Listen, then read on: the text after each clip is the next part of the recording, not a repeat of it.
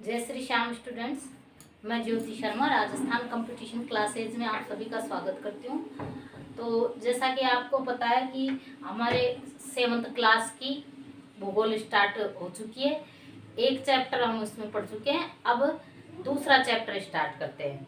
और दूसरा चैप्टर है हमारी पृथ्वी के अंदर, मतलब हमारी पृथ्वी के अंदर क्या क्या है और हमारी पृथ्वी के अंदर से संरचना कैसी है, इसके बारे में हम जानकारी प्राप्त करेंगे। तो हमारी पृथ्वी एक गतिशील ग्रह है।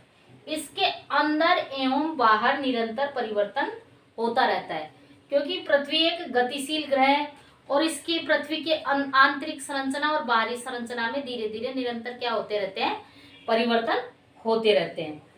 क्या आपने कभी सोचा है कि पृथ्वी के आंतरिक भाग में क्या है, पृथ्वी किन पदार्थों से बनी है? मतलब ये एक सोचने लायक बात है कि पृथ्वी के अंदर क्या है और किन किन पदार्थों से पृथ्वी बनी हुई है। तो स्टार्ट करते हैं आगे। पृथ्वी का आंतरिक भाग, एक प्याज की तरह पृथ्वी की भी एक के ऊपर एक संकेंद्री परतों से बनी है। मतलब पृथ्वी की संरचना एक प्याज की तरह, जैसे प्याज का छिलका हटाते हैं उसके नीचे दूसरी परत मिलती है, फिर हटाते हैं, उस तरीके से पृथ्वी भी अनेक संकेंद्री जो अनेक परतें हैं उनसे बनी हुई है। पृथ्वी की सतह की सबसे ऊपरी परत को परपटी कहते हैं। क्या कहते हैं? पृथ्वी की सतह की सबसे ऊपरी परत को परपटी कहते हैं। यह सबसे पतली परत होती है। जो पृथ्वी की संरचना है उसके सबसे ऊपरी परत है उसको परपटी बोलते हैं। और ये परपटी जो होती है ये सबसे पतली परत होती है। मतलब और जो नीचे की परतें होती है उनमें सबसे पतली परत होती है ये परपटी।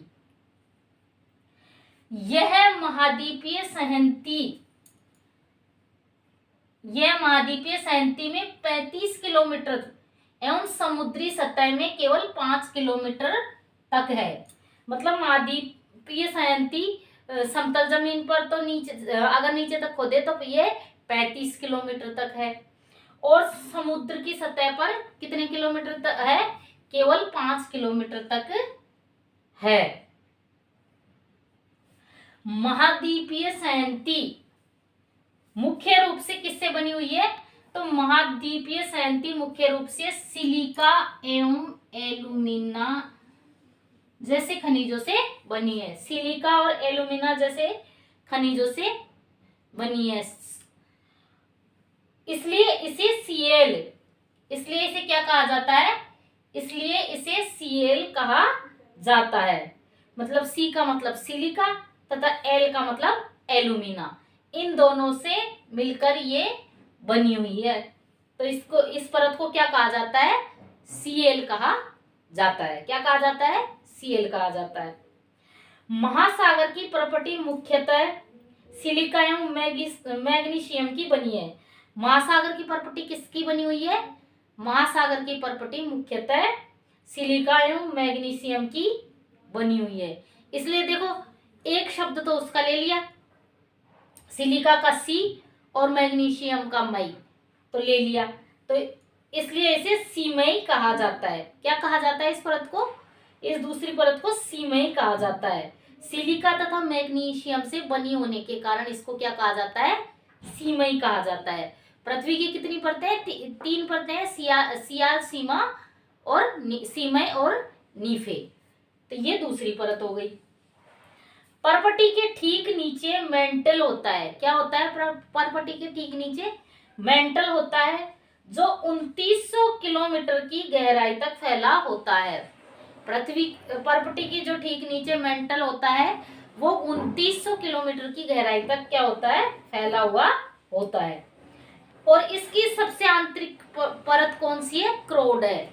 इसकी सबसे आंतरिक परत कौन सी है? क्रोड है, जिसकी त्रिज्या लगभग 3500 किलोमीटर है। कितनी? क्रोड की त्रिज्या कितनी है? 3500 किलोमीटर है। और यह मुख्यतः निकल एवं लोहे की बनी होती है। किस किस की बनी होती है ये परत? निकल तथा लोहे की बनी होती है।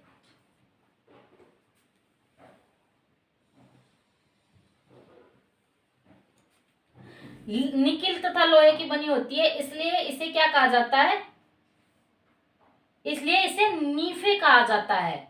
क्या कहा जाता है इस परत को, नीफे कहते हैं।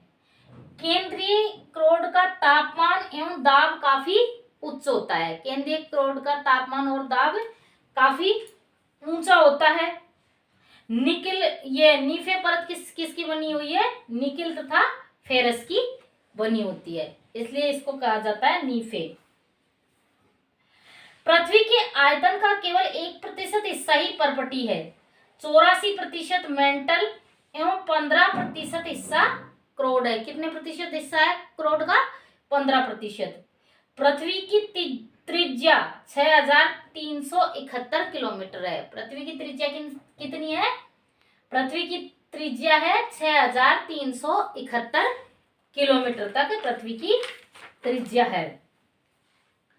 विश्व की सबसे गहरी खान कहां पर स्थित है, तो विश्व की सबसे गहरी खान दक्षिणी अफ्रीका में स्थित है तथा इसकी गहराई लगभग 4 किलोमीटर है। कितनी किलोमीटर है, 4 किलोमीटर है।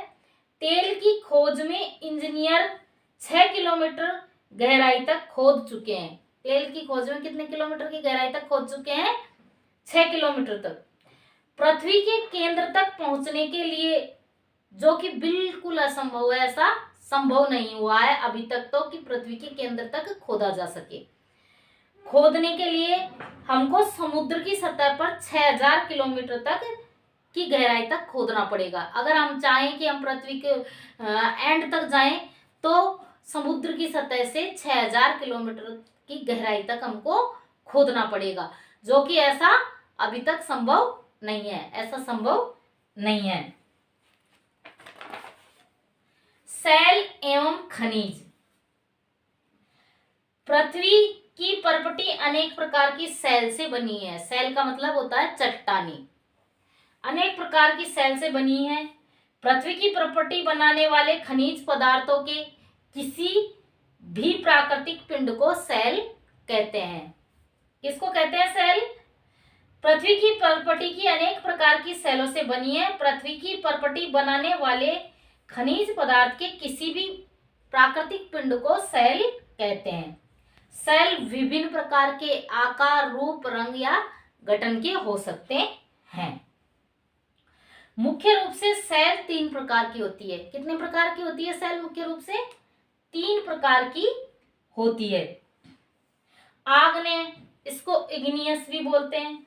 आग्नेय सेल, अवसादी सेल, तो इसे सीडिमेंट्री सेल भी बोलते हैं। अवसादी को क्या बोलते हैं, सीडिमेंट्री सेल भी बोलते हैं। एवं कायांत्रिक सेल, कायांत्रिक सेल को मेटामॉर्फिक सेल भी कहते हैं।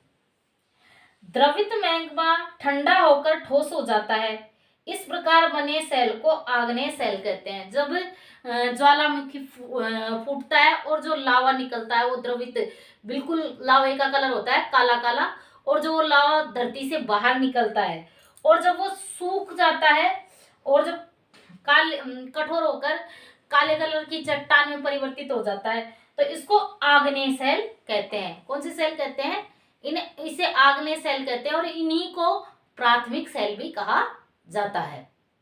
क्या कहा जाता है इसको, प्राथमिक सेल भी कहते हैं। आग्नेय सेल 2 प्रकार की होती है। अब देखो आग्नेय सेल भी 2 प्रकार की होती है। एक तो होती है अंतर्भेदी एवं दूसरी होती है बहिर्वेदी। कितने प्रकार की होती है आग्नेय सेल, 2 प्रकार की। एक अंतर्भेदी और दूसरी बहिर्वेदी, 2 प्रकार की होती है। क्या आप ज्वालामुखी से निकलने वाले लावा की कल्पना कर सकते हैं। ज्वालामुखी से निकलने वाला लावा इतना गर्म होता है क्योंकि दिखने में बिल्कुल लाल तप्त होता है, बिल्कुल लाल कलर होता है। वास्तव में आग की तरह लाल द्रवित मैग्मा ही लावा है, मतलब बिल्कुल आग की तरह दिखता है लाल, और वो बिल्कुल मतलब द्रव पदार्थ के रूप में ऐसे बहता रहता है और वो लावा कहलाता है, जो पृथ्वी के आंतरिक भाग से निकलकर सतह पर आता है। पृथ्वी के अंदर से निकल कर आता है वो सतह पर। जब द्रवित लावा पृथ्वी की सतह पर आता है यह तेजी से ठंडा होकर क्या बन जाता है, ठोस हो जाता है। परपट्टी पर इस प्रकार से बने सेल को बहिर्वेदी या आग्नेय सेल कहते हैं। कि जब वो द्रवित मैग्मा या लावा बाहर निकलता है और जब वो ठंडा हो जाता है तो उस सेल को बहिर्वेदी या आग्नेय सेल कहते हैं। पृथ्वी के अंदर से निकलकर बाहर निकलकर जम जाता है वो, तो उसको बहिर्वेदी या आग्नेय सेल कहते हैं। इनकी संरचना बहुत महीन दानों वाली होती है। बहुत महीन दानों वाली हो गई क्योंकि द्रवित मैग्मा बिल्कुल लाल लाल कलर में अंदर से निकलता है। बिल्कुल वो एक तरीके से लिक्विड गाढ़ा सा पदार्थ होता है और वो जमता है तो वो बिल्कुल बारीक होता है, तो बहुत महीन होती है इसकी संरचना। उदाहरण के लिए बेसाल्ट, दक्कन का पठार बेसाल्ट सेलों से ही बना है। दक्कन का पठार किससे बना है? बेसाल्ट सेलों से। बेसाल्ट चट्टानें होती है, इन्हीं से दक्कन का पठार बना हुआ है। द्रवित मैग्मा कभी कभी भूपरपट्टी के अंदर, जो द्रवित मैग्मा है वो कभी कभी क्या होता है, बाहर नहीं आ पाता और वो भूपरपट्टी है उसके अंदर ही ठंडा हो जाता है और भूपरपट्टी की गहराइयों में क्या हो जाता है, वो ठंडा हो जाता है। और इस प्रकार से बने ठोस सेलों को क्या कहा जाता है? इस प्रकार से बने ठोस सेलों को अंतर्वेदी आग्नेय सेल कहा जाता है, क्योंकि वो पृथ्वी के अंदर ही ठंडे हो गए और वहीं उन्होंने कठोर चट्टान का रूप ले लिया। धीरे धीरे ठंडा होने के कारण ये बड़े दानों का रूप ले लेते हैं। ग्रेनाइट ऐसे ही सेल का एक उदाहरण है। और जब धीरे धीरे ये ठंडा होता है लावा, तो ये क्या है, बड़े बड़े दानों का रूप, बड़ी बड़ी ऐसे चट्टानों का बड़ी बड़ी दानों का रूप ले लेता है। और ग्रेनाइट है जो इसी सेल का उदाहरण है। बाद में ग्रेनाइट बिछाते भी है ना घरों में, इनमें, तो ग्रेनाइट इसका उदाहरण है। लेई मसालों तथा दानों का चूर्ण बनाने के लिए जिन अपघर्षण पत्थरों का उपयोग होता है वे ग्रेनाइट के बने होते हैं। सेल लुढ़क कर, चटक कर तथा एक दूसरे से टकराकर छोटे छोटे टुकड़ों में टूट जाती है। चट्टान एक दूसरे मतलब एक जगह से दूसरी जगह लुढ़क जाती है, चटक जाती है और लुढ़क कर, चटक कर और एक दूसरे से टकरा कर क्या हो जाती है, उसके छोटे छोटे टुकड़े हो जाते हैं। इन छोटे कणों को क्या कहते हैं? जो ये टुकड़े हो जाते हैं इनको क्या कहा जाता है? इन टुकड़ों को अवसाद कहा जाता है। क्या कहा जाता है? इनको अवसाद कहा जाता है। ये अवसाद हवा, जल आदि के द्वारा एक स्थान पर पहुंचाकर जमा कर दिए जाते हैं। ये अवसाद एक स्थान से दूसरे स्थान पर हवा, जल आदि के द्वारा स्थानांतरित कर दिए जाते हैं और एक स्थान पर ले जाकर इनको क्या कर दिया जाता है, जमा दिए जाते हैं हवा और पानी के द्वारा। ये अड्रड अवसाद दबकर एवं कठोर होकर सेल की परत बनाते हैं और ये अंत में क्या करते हैं, ये दबकर और कठोर होकर एक परत के रूप में सेल, एक चट्टान के रूप में बनाते हैं। इस प्रकार की सेलों को अवसादी सेल कहते हैं। क्योंकि ये अवसाद की बनी होती है तो इस प्रकार की सेलों को क्या कहा जाता है? अवसादी सेल कहते हैं। उदाहरण के लिए बलुआ पत्थर रेत के दानों से बनता है। कई बार देखा होगा ना, छोटे छोटे बलुआ पत्थर अपन गिराते हैं तो वो टूट जाता है, तो कई हिस्सों में छोटे छोटे टुकड़े हो जाते हैं उसके। इन सेलों में पौधों, जानवरों एवं अन्य सूक्ष्म जीवाणुओं जो कभी इन सेलों पर रहे हैं के जीवाश्म भी हो सकते हैं। आग्नेय एवं अवसादी सेल उच्च ताप एवं दाब के कारण, आग्नेय और अवसादी दोनों ही सेल परिवर्तित हो जाती है उच्च ताप एवं दाब के कारण। और किस में परिवर्तित हो जाती है? ये कायांतरित सेलों में परिवर्तित हो जाती है। उदाहरण के लिए चिकनी मिट्टी स्लेट में एवं चूना, चिकनी मिट्टी किस में परिवर्तित हो जाती है? चिकनी मिट्टी स्लेट में परिवर्तित हो जाती है एवं चूना पत्थर संगमरमर में परिवर्तित हो जाता है। सेल हमारे लिए बहुत उपयोगी है। कठोर सेलों का उपयोग सड़क, घर, इमारतें बनाने के लिए किया जाता है। आप पत्थरों का उपयोग कई खेलों में भी करते हैं। उदाहरण के लिए 7 पत्थर, सतोलिया भी होते हैं ना, 7 पत्थर छोटे, सतोलिया में होते हैं छोटे छोटे 7 पत्थर। पिट्ठू, चिबड्डी, स्टापू या किटकिट, 5 पत्थर गिट्टी, गुटके खेलते हैं ऐसे। आप अपने दादा दादी, माता पिता, पड़ोसियों आदि से पूछकर भी अन्य खेलों की जानकारी प्राप्त कर सकते हैं। निश्चित दशाओं में एक प्रकार सेल चक्रीय तरीके से एक दूसरे में परिवर्तित होती है। मतलब ये सेल भी निश्चित दशाओं में एक दूसरे में क्या हो जाती है, परिवर्तित हो जाती है। आग्नेय अवसादी में परिवर्तित हो जाती है, फिर अवसादी कायांतरित सेल में हो जाती है, फिर कायांतरित सेल का बाद में मैग्मा बन जाता है। इस तरीके से ये एक सर्कल चलता रहता है। एक सेल दूसरे सेल में परिवर्तन होने की इस प्रक्रिया को सेल चक्र कहते हैं। और एक सेल के दूसरे सेल में परिवर्तित होने की इस प्रक्रिया को क्या कहा जाता है, सेल चक्र। आप जानते हैं कि द्रवित मैग्मा ठंडा होकर ठोस आग्नेय सेल बन जाता है। जो द्रवित मैग्मा है जो ठंडा होकर किस में परिवर्तित हो जाता है, ठोस आग्नेय सेल में परिवर्तित हो जाता है, आग्नेय चट्टान में। और इसको प्राथमिक चट्टान भी, प्राथमिक सेल भी कहा जाता है।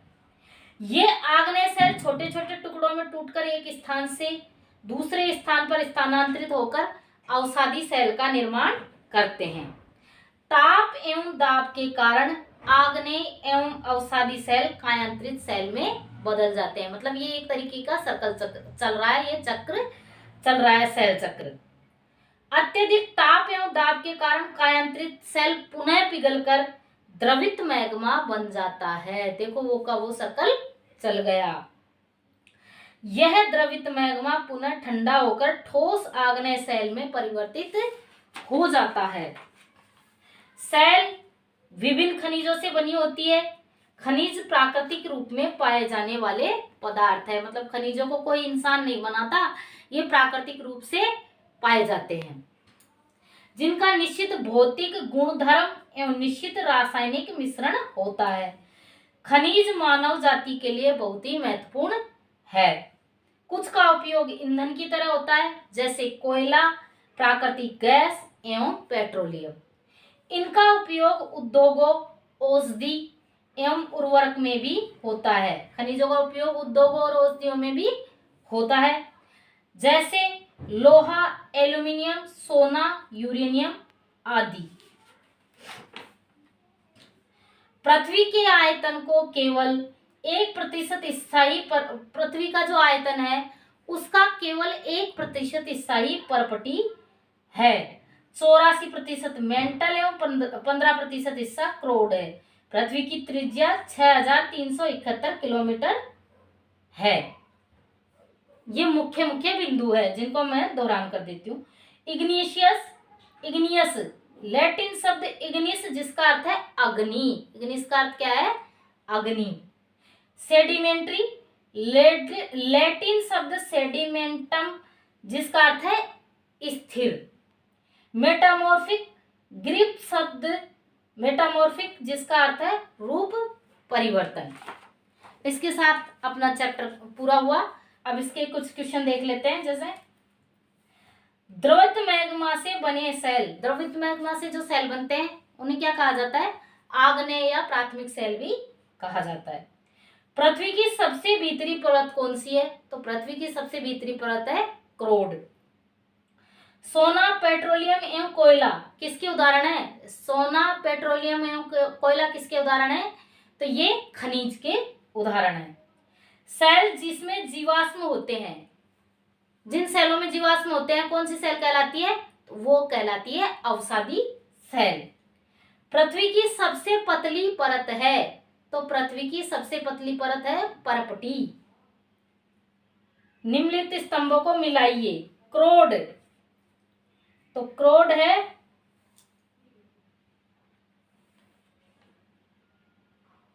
पृथ्वी की सबसे भीतरी परत।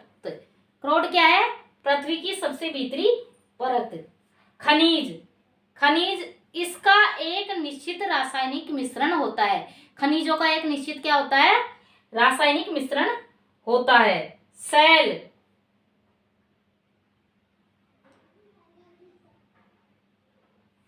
क्या काम आती है, तो सेल सड़क एवं इमारत बनाने के लिए उपयोग होता है। सड़क एवं इमारत बनाने के लिए भी सेल का उपयोग होता है।